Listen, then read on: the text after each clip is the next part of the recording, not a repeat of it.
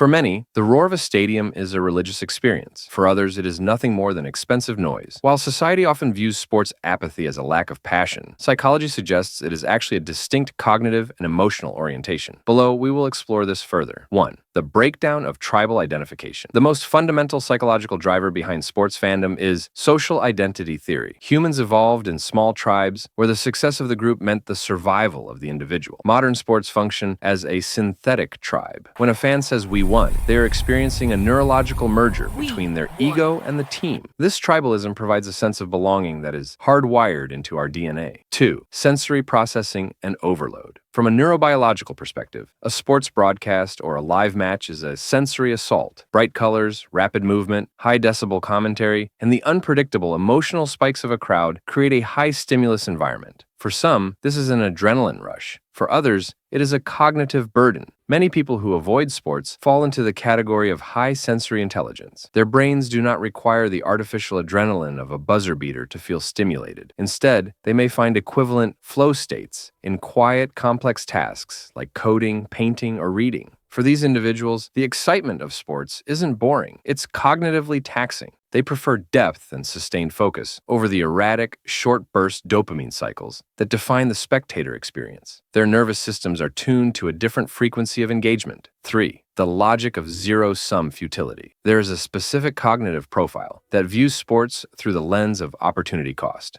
To a hyper-pragmatic mind, the investment of several hours to watch a game that has no tangible impact on their reality seems irrational. This isn't a lack of interest in fun, but rather a different definition of what constitutes a valuable experience. This is often linked to the achievement personality. If the outcome of a game doesn't change their bank account, their skill set, or their immediate environment, the brain's reward system fails to ignite. They are not missing the fun. They are prioritizing utility. They view the emotional volatility of sports, the crushing lows of a loss, and the fleeting highs of a win as an inefficient use of emotional energy. To them, grieving for a team that doesn't know they exist is a psychological drain they prefer to avoid. 4. The absence of mirror neuron activation. Mirror neurons are the brain cells that allow us to feel what others are feeling. When a fan sees a player sprint, their own motor cortex fires in sympathy. When a player is injured, the fan winces. This biological empathy is what makes sports feel real to the spectator, even if they are sitting on a couch. In people who are indifferent to sports, this specific kinesthetic empathy may be channeled differently. They might feel intense empathy during a dramatic film or while listening to a symphony, but the physical struggle of athletics fails to trigger that same internal mirror. Their brain doesn't translate a ball entering a net into a personal victory because the physical abstraction of the game doesn't resonate with their internal value system. They see the mechanics and the physics of the movement, but the emotional magic of the competition fails to bridge the gap.